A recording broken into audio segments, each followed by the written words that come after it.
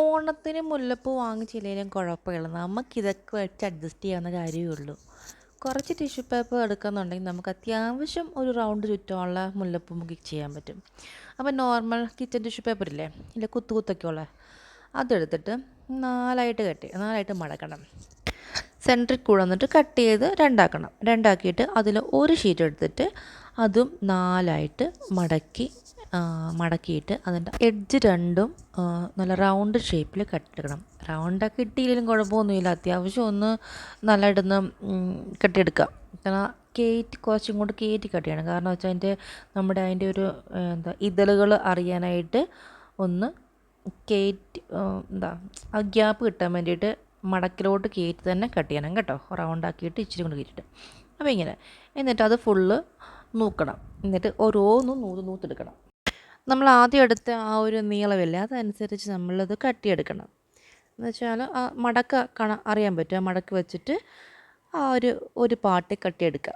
എന്നിട്ട് ആദ്യം അതിൻ്റെ ഉള്ളിലോട്ട് മടക്കിയിട്ട് ഒന്നുകൂടെ മടക്കുക. എന്നിട്ട് സിക്സാക്ക് പോലെ മടക്കിയെടുക്കണം. അങ്ങോട്ടും ഇങ്ങോട്ടും ആക്കിയിട്ട് മടക്കിയെടുക്കണം. എന്നിട്ട് ചുറ്റിച്ചും കിടക്കണം.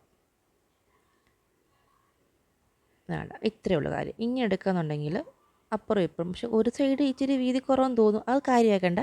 നമ്മൾ അങ്ങോട്ട് കുറേ എടുക്കുമ്പോഴത്തേനും 1-2 ഇങ്ങനെ പോയാലും കുഴപ്പമൊന്നുമില്ല. ബാക്കി എല്ലാം വൃത്തിയായിട്ട് എടുത്താൽ മതി. ഫസ്റ്റ് അങ്ങനെ ചെയ്തുകൊണ്ട് അങ്ങനെ സംഭവിച്ചു കേട്ടോ, കുഴപ്പമില്ല. അപ്പം അടുത്തെടുക്കുക. അതുപോലെ ആദ്യം അത് കട്ട് ചെയ്യട്ടെ.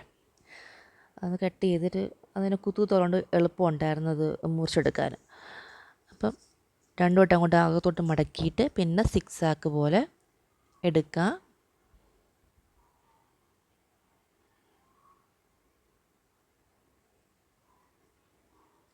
എന്നിട്ട് ഇങ്ങനെ ജസ്റ്റ് ഇങ്ങനെ നമ്മൾ തിരിയൊക്കെ തുറക്കുന്ന പോലെ ഇങ്ങനെ ആക്കിയാൽ മതി. അപ്പോൾ അതവിടെ ഇരുന്നോളൂ. അങ്ങനെ എല്ലാം അങ്ങനെ ചെയ്തെടുക്കണം. ആയിരിക്കുന്നതും കൂട്ടത്തിൽ വേറെയും കുറേ എടുത്തിട്ടുണ്ട് കേട്ടോ. കുറച്ച് വേണം നല്ലൊരു ബുഷിയായിട്ടുള്ളൊരു ഒരു കെട്ട് മാലയാക്കാനായിട്ട്. അത് ഞാൻ കുറേയെല്ലാം മാറ്റി വെച്ച് അടുത്ത പേപ്പർ എടുത്തിട്ട് അതുപോലെ തന്നെ കട്ട് ചെയ്ത് എടുക്കുക.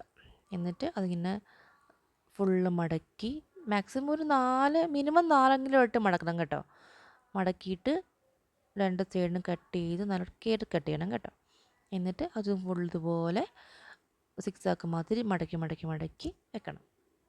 ഇത് ഇച്ചിരി പണിയാണ് കേട്ടോ. കുറച്ച് നേരം കുത്തിയിരിക്കണം, മെനക്കരുത്. ഇതിപ്പോൾ സ്പീഡ് വിടുന്നതുകൊണ്ടാണ് ഇങ്ങനെ എളുപ്പത്തിൽ കാണുന്നത്. അല്ലെങ്കിൽ ഇച്ചിരി മെനക്കേടാ. എന്നാലും നമുക്കൊരു സാറ്റിസ്ഫാക്ഷൻ ആട്ടോ ഇത് ചെയ്ത് കിട്ടുമ്പോഴേ. ഫുള്ള് കണ്ട് കഴിയുമ്പോൾ ഒരു സാറ്റിസ്ഫാക്ഷൻ.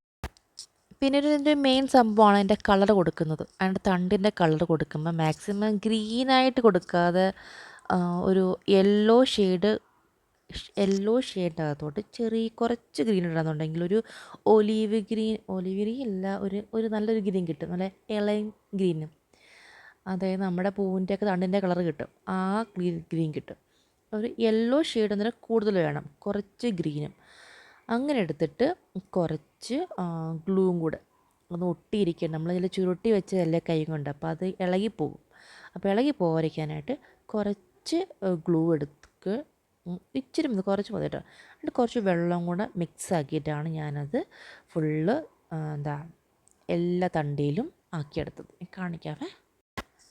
ഇങ്ങനെ ഓരോന്നെടുത്തിട്ടും അതിന് ഇതിലെ മുട്ടരുത് കേട്ടോ. ഇതിലെ മുട്ടാണ്ട് വേണം, അത് ശ്രദ്ധിച്ച് വേണം ചെയ്യാൻ കേട്ടോ. ഇതിലെ മുട്ടാണ്ട്. പിന്നെ ഈ പശ തേക്കുന്നതിൻ്റെ ഒരു പ്രശ്നം എന്ന് വെച്ചാൽ നമ്മൾ സൂചി കോർക്കാനായിട്ട് നോക്കുമ്പോഴത്തേന് ഇച്ചിരി കട്ടി വരും കേട്ടോ.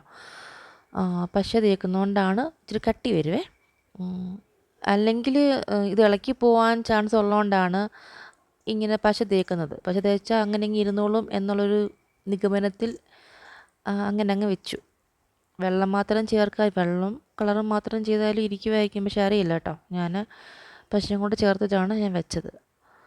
അതുകൊണ്ട് കട്ടിയുണ്ട്, അതൊന്നും കുഴപ്പമൊന്നുമില്ല. സൂചി കയറിക്കൊള്ളും, കുഴപ്പമൊന്നുമില്ല. കളറ് ചേർത്തിട്ട് ഡ്രൈ ആകാൻ വെക്കണം കേട്ടോ. അല്ലെന്നുണ്ടെങ്കിൽ പശ ഒന്നും ഉണങ്ങത്തില്ല. ഇത് കണ്ടാൽ തന്നെ എങ്ങനെ പൂവല്ല എന്ന് പറയുന്നത്. ഇതുപോലെ നല്ല രസമല്ലേ കാണാൻ. ദൂരെ കാണും, ശ്രദ്ധിച്ച് നോക്കരുത് വേറെ കാര്യം. അപ്പോൾ നമുക്ക് കോർത്തെടുക്കാം. അത് സൂചി നൂലും തന്നെ എടുത്തു കേട്ടോ, അതാണ് എളുപ്പം. കുറച്ചൊരു എളുപ്പം അതിനെ കെട്ടുന്നത് ഇത്തിരി ചടങ്ങാണ്. ഒന്നാമത് എനിക്ക് നോർമൽ കെട്ടാനേ അറിയത്തുള്ളൂ.